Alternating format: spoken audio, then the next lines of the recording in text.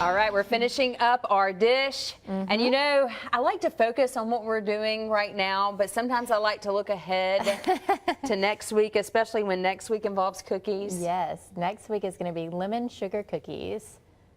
I know, so now you're focused on that. How many? Okay, I'll bring it back. I'll bring it back to this morning. I'm excited about this too. We're talking about a chicken and rice Mexican casserole. Who doesn't love a good casserole? I know, and this one is so easy, and it's good for you too. Yeah. So we used our brown rice and our chicken. We used a rotisserie chicken, but you could use, you know, whatever kind of chicken you want.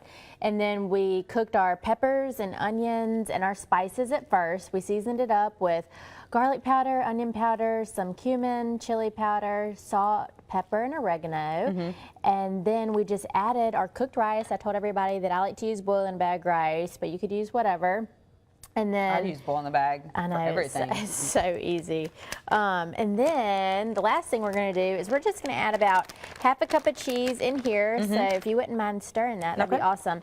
And I just have a baking dish that I sprayed, and then we're just going to pop it into the oven at 350 just for about 25 minutes or so until it's hot, you know, and bubbly. So everything's fully cooked. We're just, you know, fully heating it up. But if you didn't want to do that step, just plate it up right now. And go. Just go. Go to town. And this is a good one too. You know, kids are just, you know, some are at the ballpark, some have other after school activities. Parents are just running. And this will be a good one to make ahead, and then you could just scoop out whatever and heat it up in the microwave because everybody may be eating at different times. And this would be really good too to double the recipe, and then you could freeze half of it and then pull it out later. It would freeze really well, and or you know, be great for leftovers or lunch or whatever. Yeah, and also you mentioned too that you could use things like if you didn't want to use chicken, there's different proteins that you could put in there. Yeah, you could definitely use ground beef or ground turkey if you wanted to do that. And a lot of people, you know, love shrimp tacos, and shrimp would be, yeah, I do too. So shrimp would be just as good as chicken in this. So, and you could also definitely make it a meat-free.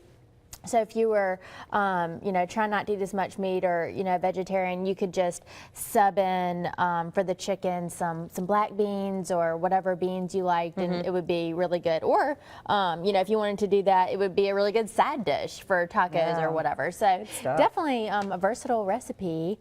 For sure. Yeah, so really check easy. that out. And as I mentioned, she used a rotisserie chicken for this one, and there's another recipe that I can attest for too that my family loved with a rotisserie chicken that you can also print out on the Greer's website. They're on the Studio 10 website. And don't forget to check in next week where we'll be working on those cookies too. Thanks, Lucy. Thank you. We'll be right back. Plug the cookies.